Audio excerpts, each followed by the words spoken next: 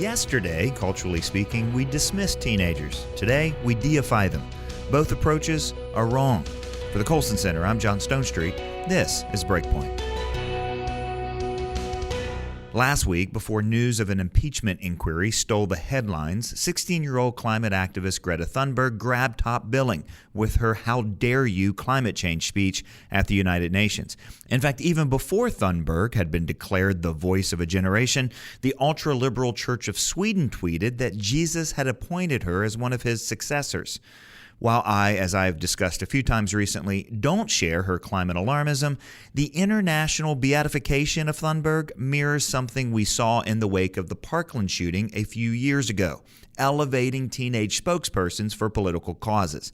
In at least the cases of Thunberg and the Parkland victims, their activism jettisoned reasoned discourse for melodramatics, complete with screaming and swearing and absent anything that could be considered respecting your elders. And as a Babylon Bee headline parodied, challenging these elevated spokespersons is just not allowed. "I will stop at nothing to take away your constitutional rights," their headline said. "Whoa, bro, why are you attacking me? I'm just a kid." The increasing trend to block debate with angry teenage shields is the next step in a culture captivated by what I call the cult of adolescence. Adolescence, as Brett Kunkle and I have written about in our book A Practical Guide to Culture, is a rather recent innovation in Western society. You see, in most cultures throughout the history of the world, kids went from being kids to being adults. Today, they become adolescents. It's so normal, we actually have come to expect kids to lose their minds during their teenage years. But along the way, two additional things have happened. First, people began to enter adolescence earlier and earlier and are leaving it later and later. Adolescence has expanded dramatically. In fact, many experts today identify adolescence as the stage of life between ages 11 and 30. And second, adolescence has moved from being a stage of life to being the goal of life. Long gone are the days when grown men and women wished to appear older and wiser. We're now a culture that wants to stay young and free forever, one that sees the good life as the ability to be adolescent as long as possible. Now, what does any of this have to do with Greta Thunberg and the students from Parkland? Well, for many people in a culture like ours, chronology equals correctness. Beliefs and opinions of kids matter more than adults, not because they're informed or accurate, but simply because they're younger. In a culture captivated by a cult of adolescence, we should do what teenagers like Thunberg or the Parkland activists say and dismiss their tendency toward hysterics and hyperbole, despite the lack of good arguments and evidence, as if youth confers some kind of sainthood and argument immunity.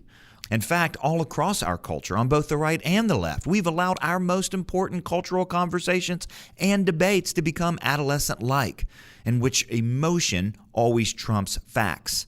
Some conservatives have reacted by telling Greta and other teenage activists to sit down and shut up. One popular podcaster told his audience he has no interest in the political opinions of 16-year-olds because they couldn't possibly know anything of value. Well, this is equally misguided. You see, the core problem with the cult of adolescence is that we are penalizing young image bearers with low expectations. We do this whenever we elevate teen spokespersons without requiring them to know what they're talking about. We also do this when we say that teenagers can't know what they're talking about.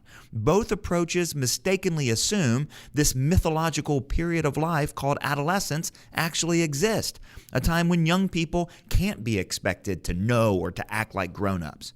In our book, A Practical Guide to Culture, Brett Kunkle and I debunk the myth of adolescence. Young adults should champion big ideas and important causes, and in the process, they should expect to encounter and be ready to answer opposing arguments, something they're fully capable of doing. See, one of the best things we can do for young adults is to respect them enough to expect more of them and of ourselves. For Breakpoint, I'm John Stonestreet.